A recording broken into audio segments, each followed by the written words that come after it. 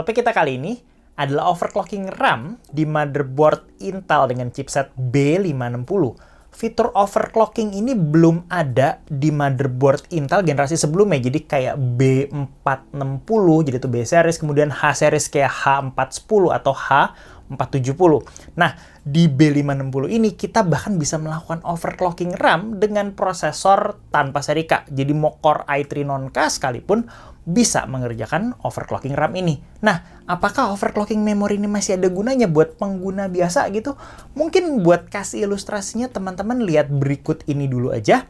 Ada sebuah gameplay, ini pakai Core i3 10100, dia pakai motherboard B560 dan juga GPU-nya di situ RX 480. Perbedaan keduanya hanya di kecepatan memori. Nah, ini kita bisa lihat ya di Cyberpunk ini. Semoga kelihatan di situ bahwa sistem dengan RAM yang di overclock, kecepatan lebih tinggi tadi, memiliki performa sedikit lebih tinggi. Nah, di sini kita bisa lihat bahwa itu adalah sebuah contoh singkat bagaimana overclocking RAM itu bisa membantu performa. Contohnya di gaming di sini. Tapi bukannya overclocking memori itu susah dan complicated. Nah, di video kali ini kita akan belajar cara mudah untuk melakukan overclocking memori di motherboard B560. Yuk kita mulai.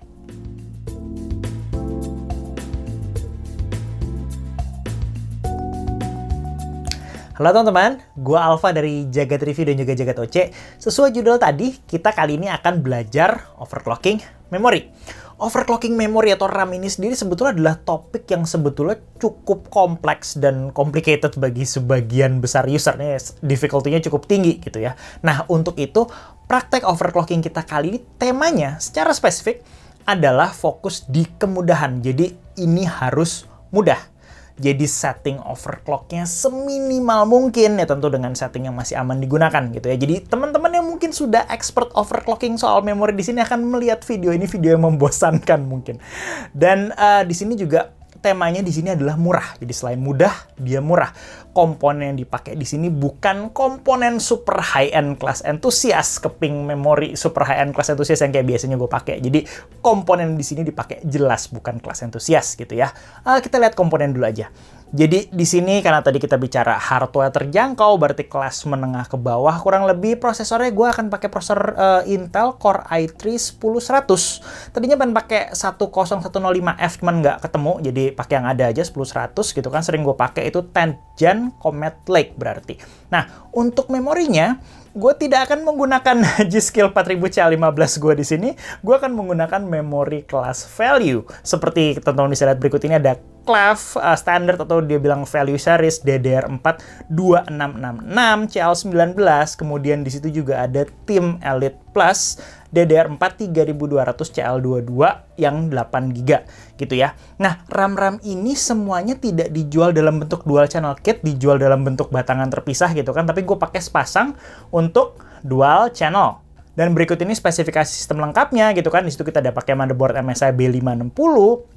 GPU-nya kita pakai Radeon RX 480, power supply-nya Corsair HX 750 dan juga di situ ada beberapa SSD.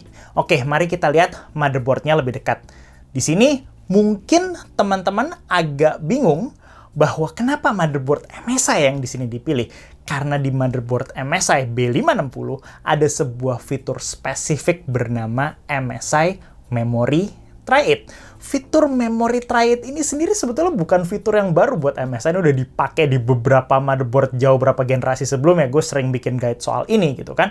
Dan ini adalah fitur khusus untuk memudahkan memory overclocking. Dan ini akan sangat membantu tutorial kita kali ini. Mari kita lihat bentuk fisiknya aja singkat di sini. Jadi tuh motherboardnya agak kecil, tuh micro ATX ya. Kemudian basic sekali kelengkapannya, satu kali PCIe. Kemudian DIMM-nya di situ ada 2. Kita lihat di situ ada satu slot M.2. Oh iya, di situ mungkin catatan tambahan. Kalau teman-teman pakai prosesor Intel Core 10 Gen, berarti di sini M.2 board-nya akan aktif dengan mode PCIe Gen 3 gitu ya. Kalau teman-teman mau mode PCIe Gen 4 ya teman-teman harus pakai 11 Gen Rocket League. Gue kebetulan di sini kan pakai Comet League gitu. Dan juga kalau kita lihat singkat di situ VRM-nya nggak dikasih VRM heatsink di situ, cocok buat prosesor dengan TDP rendah, dan itu jelas sekali karena gue menggunakan Core i3 di sini, makanya kelihatannya boardnya cocok, plus boardnya juga harganya lumayan terjangkau. Harusnya berarti prosesor kayak Core i3 10100, Core i5 10400 harusnya cocok untuk motherboard ini karena TDP mereka rendah. Gue tidak menyarankan motherboard ini digunakan dengan prosesor yang TDP-nya besar, prosesor high-end gitu ya. Nah, kemudian teman-teman bisa lihat berikut ini I/O-nya. Basic banget kelihatannya di situ, sayang nggak ada USB-C 20 Gbps. Ya udahlah ya, nih motherboard class value. Yuk kita lihat beberapa basic tentang memory overclocking dulu. Nah, pertama-tama mari kita lihat beberapa variabel umum yang ada di bagian overclocking memory dan juga mungkin beberapa software yang nanti akan kita pakai. Mungkin gampangnya di sini software deteksi dulu kali, kita akan pakai CPU-Z untuk lihat memori. Dan di sini kita bisa lihat spesifikasi yang kita pakai. Ini adalah RAM Clef DDR4266 di situ. Di sini ada dua variabel di memori yang biasanya kita tuning, yaitu variabel pertama adalah frekuensi. Di situ bisa kelihatan, di situ ada tulisan 1333. Itu adalah frekuensi, istilahnya frekuensi real dari memori busnya. Nilai ini adalah setengah dari rating DDR-nya. Jadi DDR42666 akan dibaca frekuensinya sebagai 1333 gitu ya. Makin besar frekuensi ini biasanya makin bagus. Kemudian di situ kita bisa lihat ada beberapa variabel lain yang namanya mungkin agak asing bagi teman-teman yang awam di sini. Di situ ada cache latency, ada TRCD, TRP, TRAS, dan angka-angka aneh di situ. Itu kita sebut dengan namanya timing. Kebalikan dengan frekuensi, makin kecil angka-angka timing tersebut yang 19, 19, 19 itu, makin angka ini kecil jadi 17 atau jadi 15, itu akan semakin bagus. Nah, kemudian ada bagusnya juga kita punya software untuk membaca performa memori singkat, dan ada banyak software untuk melakukan hal ini. Paling gampang gue pakai versi AIDA 64. Ini ada versi trial. Di sini kita masih bisa pakai untuk praktek kali ini. Umumnya yang kita baca adalah copy bandwidth di situ dan juga latency. Bandwidth itu makin gede makin bagus, latency itu makin kecil makin bagus. Nah, sekarang kita akan bahas lebih dekat lagi mengenai fitur MSI Memory Try It. Jadi apa sih MSI Memory Try It itu? Secara singkat, MSI Memory Try It ini adalah sebuah profil memori yang ditaruh di dalam motherboard. Profil ini akan menyimpan informasi frekuensi, timing, voltage, dan berbagai variabel lainnya. Sehingga pengguna nggak perlu repot-repot masukin semua aspek tersebut manual. Bicara soal profile, terus bedanya profile MSI Memory Try It ini bedanya apa dengan XMP? Teman-teman juga perlu tahu bahwa beberapa RAM kelas menengah ke atas gitu punya sebuah profile bernama XMP. Jadi ada informasi yang sama frekuensi, timing, voltage yang bisa di-load dalam satu options atau satu klik gitu. Nah, kalau Memory Try It itu adalah profile yang ada di motherboard. Kalau XMP itu profile yang ada di RAM. Kalau teman-teman punya profile XMP ini di RAM teman-teman sekalian, nyalain aja udah selesai gitu. Jadi teman-teman nggak akan repot-repot mengikuti tutorial ini gitu kan. Jadi apa gunanya Memory Try It kalau sudah ada XMP? Ada beberapa hal di sini.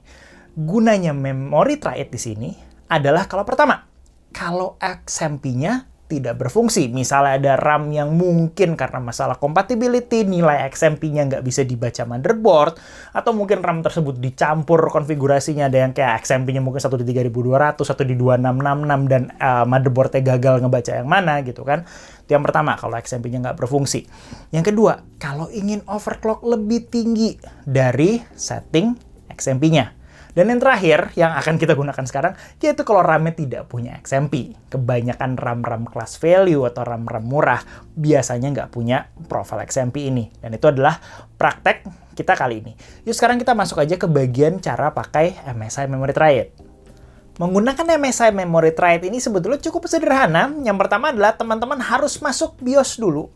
Jadi harus berani masuk BIOS gitu ya. Ada beberapa user yang nggak pengen nyentuh BIOS sama sekali. Cuman untuk menggunakan Memory Try It ini teman-teman harus masuk BIOS. Di situ ada OC menu namanya. Teman-teman masuk ke situ. Kemudian turun ke bagian DRAM setting di situ. Ada tulisannya Memory Try It. Kalau kita pilih, kita enter, di situ ada banyak sekali profil yang bisa kita pilih. Dan menu ini akan berbeda per memory IC gitu ya. Jadi mungkin kalau teman-teman nyoba di rumah bisa jadi tampilan di situ agak beda dengan apa yang gue coba sekarang di sini. Saat profil ini kita pilih, kita enter salah satu gitu kan. Nanti berarti di situ frekuensi, timing, voltage akan di-set otomatis oleh motherboard. Dan semua setting Memory Try It ini aman digunakan untuk harian.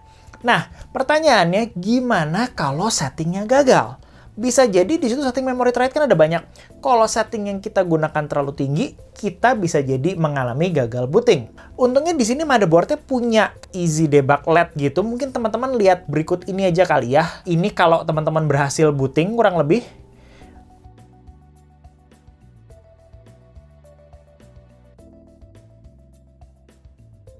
Dan ini kalau teman-teman fail boot, dia mungkin kayak agak looping gitu kali ya. Nanti kalau teman-teman fail boot. Saat teman-teman gagal booting, nggak usah panik, tenang aja gitu ya, nggak usah panik. Karena motherboardnya punya mekanisme recovery otomatis. Setelah beberapa kali kena boot loop gitu, biasanya sistemnya akan langsung revert balik ke setting default dan menunjukkan gambar berikut ini, overclocking failed, setelah berapa kali gagal boot. Kalau sistemnya masih boot loop terus-terusan, sekali lagi nggak usah panik, coba matikan sistemnya aja. Jadi tahan tombol power gitu kan, dia mati, terus nyalain lagi. Biasanya setelah mode nyala mati ini sekitar 1, 2, sampai 3 kali maksimal, ini akan trigger auto recovery tadi dan akan keluar overclocking failed yang kayak tadi lagi. Jadi motherboardnya sudah balik ke kondisi default. Nah, kalau masih gagal juga, ya udah buka buku manual atau lihat motherboardnya, cari jumper. Di situ biasanya namanya di sini JBAT1 gitu kan. Short jumper itu selama sekitar 5-10 detik dan ini akan melakukan clear CMOS namanya. Jadi setting dari motherboardnya akan di-clear dan motherboardnya akan balik ke kondisi yang mungkin kita bisa bilang factory reset. Kurang lebih seperti demikian. Yuk sekarang kita masuk ke bagian praktek Memory Try It-nya aja di RAM-RAM yang gue pakai. Baik, sekarang kita akan mulai praktek dengan memori pertama gue, yaitu Clef DDR4 2666, berarti ini yang 2x4 GB tadi. Yuk kita pindah ke sistem capture aja dan kita lihat prosedurnya gimana. Baik, percobaan pertama kita di sini adalah menggunakan Clef DDR4 2666, ya atau kau baca 2667 di situ sama aja. Dan di sini kita klik di bagian memori, kelihatan DRAM frekuensinya 1333 gitu ya. Ini memang kecepatan standar sekali. Dan untuk mengubah ini kita akan masuk ke BIOS, jadi kita restart dulu sistemnya. Berikut ini adalah tampilan BIOS gitu ya. Kelihatan di sisi kiri atas di situ DDR speed-nya DDR2666. Nah, gimana untuk masuk ke Memory Try It? Kita sekarang di sini bisa pindah ke Advanced Mode dulu. Gitu kita bisa lihat kalau di MSI itu kita pencet F7 untuk masuk ke Advanced Mode. Gitu ya, ini ada menunya. Kita masuk ke bagian Overclocking Settings yang ini. Kita klik. Oke, di situ ada banyak menu. Buat yang belum pernah lihat BIOS MSI, nggak usah panik dulu. Kita pelan-pelan scroll ke bawah di sini dan kita bisa lihat ada menu Memory Try It. Kita enter. Dan di situ ada banyak sekali pilihan frekuensi dan juga timing. Nah, tentu kita nggak akan langsung coba dari yang paling atas langsung 4266 gitu ya. Karena Memory Try It ini kan istilah profil yang dibikin dengan tanpa tahu kita memorinya bisa jalan di berapa. Dan kita yang harus coba sendiri. Kebetulan rata-rata IC Hynix kayak dipakai di Clef ini cukup mampu jalan di 3200 kurang lebih gitu ya. Nah, ini gue akan pilih yang nomor 2 di sini. Sebetulnya yang atas ini 3200 sama yang bawah 3200 ini cuma beda timing. Gue pilih yang bawah ini karena timingnya agak longgar. Jadi kita enter. Kita lihat di sini RAM frekuensinya udah jadi DDR4 3200. Kemudian di bagian Advanced DRAM Configuration, timingnya sudah otomatis di-set oleh MSI. Kita nggak perlu ngerti setting ini gitu kan, sudah dilakukan otomatis. Dan saat kita turun, nanti di sini kita juga bisa lihat RAM voltage-nya akan di-set otomatis dari motherboard, dari profil tersebut. Dan di sini nilainya 1,35 volt untuk RAM-nya dengan defaultnya 1,2. Untuk DDR4 itu rata-rata tergantung IC dan juga stick-nya 1,4 sampai 1,5 tuh batas atas ya, walaupun gue sebetulnya menyarankan 1,4 buat stick yang nggak ada heat spreader-nya gitu ya. Tapi 1,35 volt ini batas aman sekali yang bisa kita gunakan harian.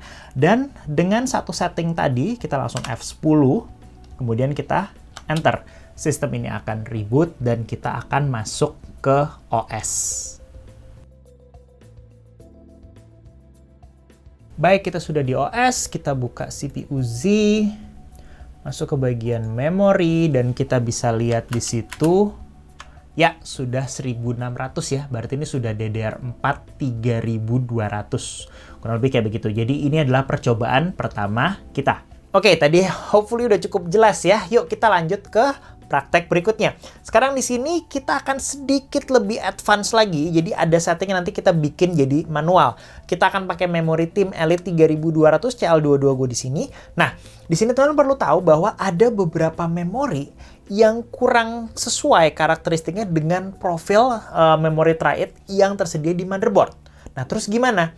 Gitu kan? Di sini kita akan belajar untuk setting memori Tri-Edge. Jadi tetap pakai profile, tapi kita setting frekuensinya secara manual. Nah, mungkin biar gampangnya kita masuk sistem capture lagi aja dan kita lihat prosedur overclockingnya. Nah, berikutnya adalah RAM Team Elite Plus DDR4 3200 CL22.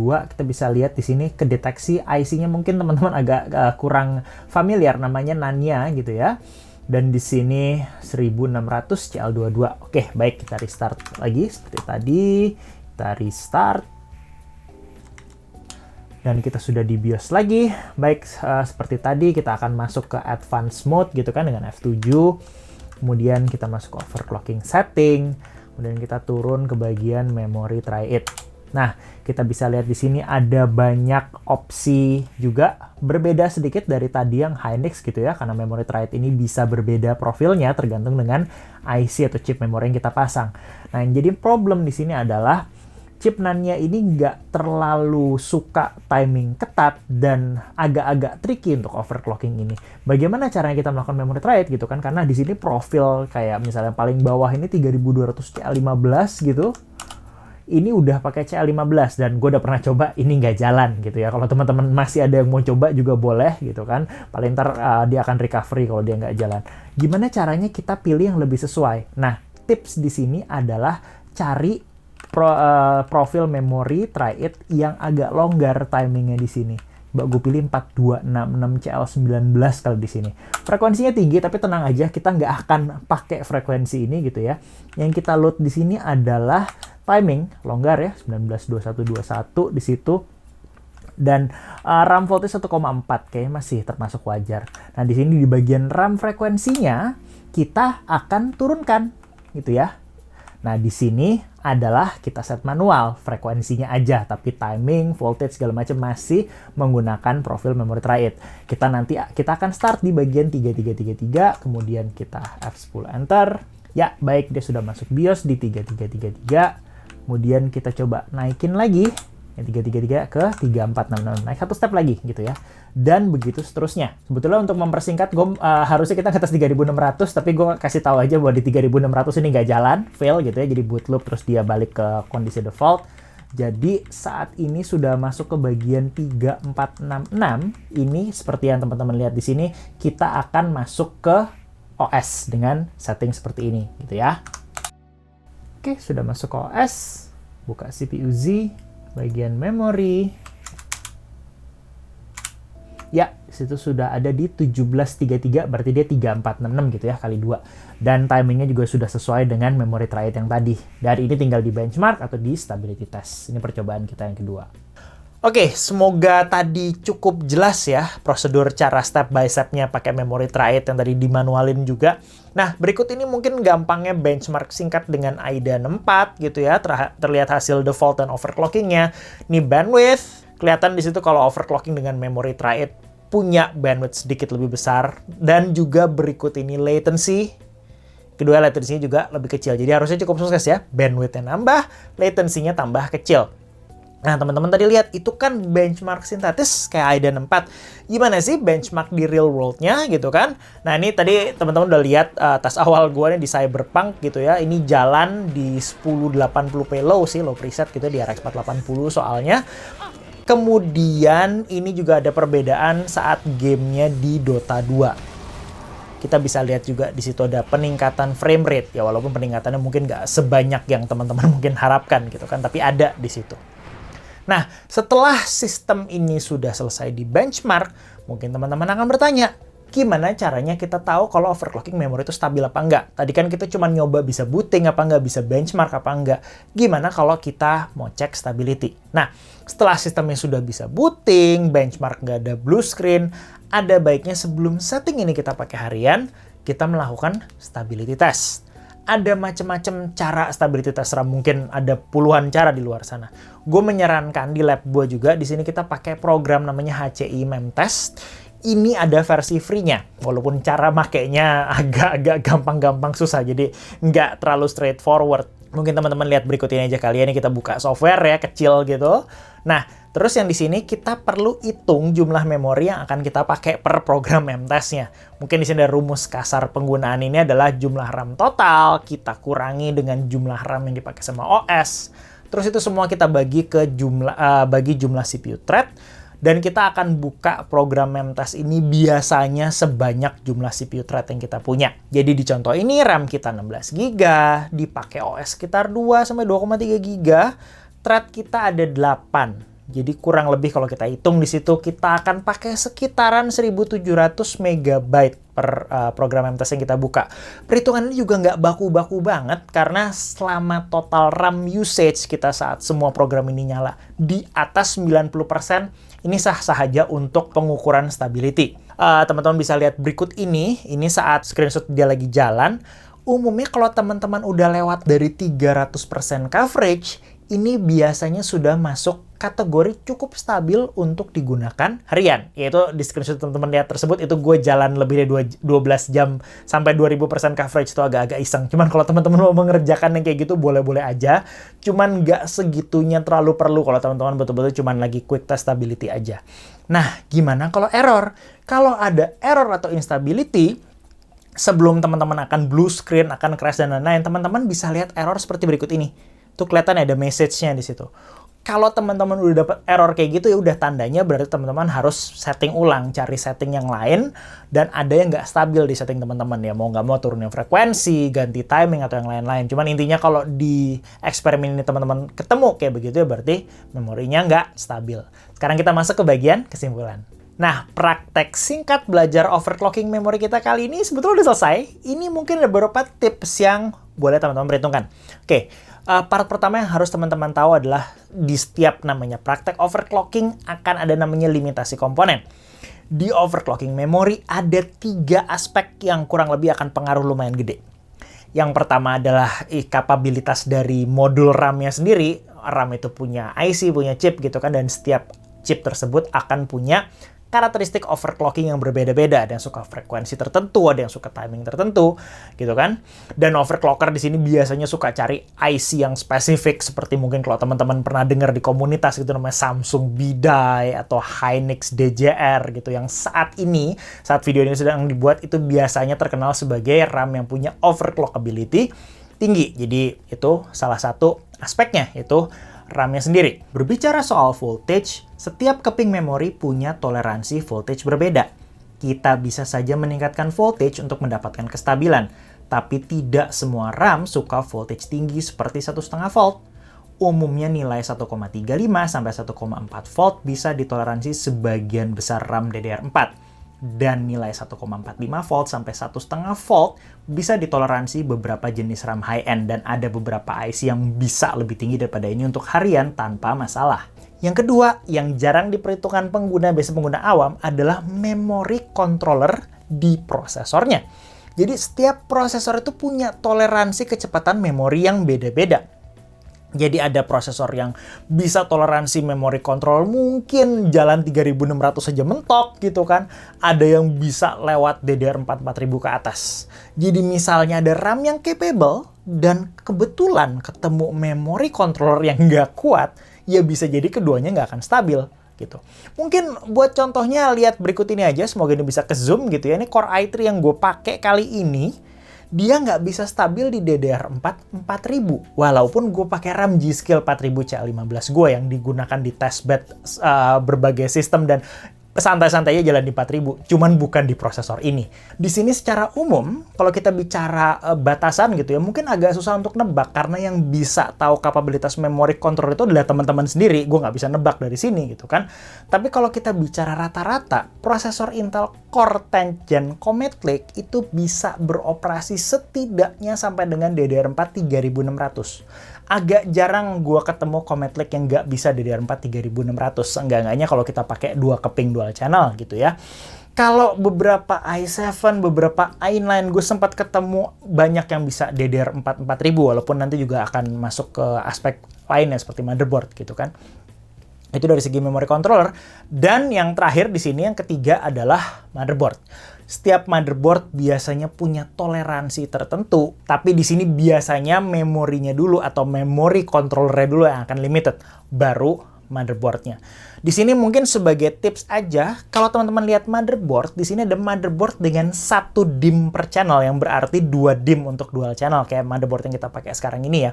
Biasanya punya pencapaian clock lebih baik daripada motherboard yang 2 DIMM per channel gitu ya. Makanya kenapa rata-rata overclocker, apalagi kalau mereka lagi kompetisi, pakai motherboard yang 2 DIMM untuk sistem dual channel. Gitu kurang lebih untuk dari segi motherboard. Nah, jadi semoga tutorial singkat ini berguna bagi teman-teman sekalian. Tutorial ini bisa dipakai di berbagai MSI B560. Tadi teman-teman lihat di sini yang gue pakai yang paling murah gitu kan. Jadi harusnya semua yang ada di sini dia bisa try it. Dan teman-teman yang punya MSI B560 juga kalau mau coba silahkan. Nah, dan prosesor Intel yang gue pakai di sini kan tadi 10 Gen Comet Lake.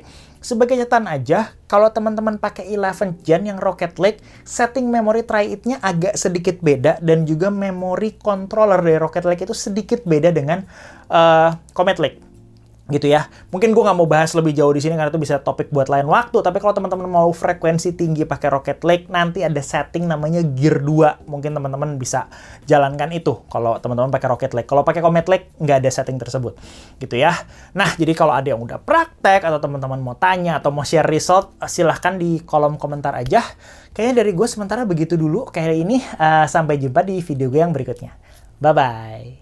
Oh iya, satu lagi, tadi lupa. Gue mau umumin, jadi MSI ini di bulan Juli, kebetulan bulan Juli ini MSI punya kompetisi overclocking memori dengan motherboard B560. Jadi yang di pertandingan di sini kelihatannya cuma memori frekuensinya, jadi bukan timing, bukan benchmark, mereka cuma mempertandingkan siapa yang punya memori frekuensi tertinggi. Bagi siapapun yang punya motherboard MSI B560 dan tertarik dengan challenge ini, bisa baca pengumuman lengkapnya dan mungkin ada rules segala macam nanti di artikel gue, nanti gue taruh di deskripsi di bawah gitu ya. Tenang, gue nggak ikut kompetisinya gitu kan, gue nggak boleh ikut. Jadi kalau ada yang berminat ikut, ditunggu hasilnya gitu aja ya. Bye bye.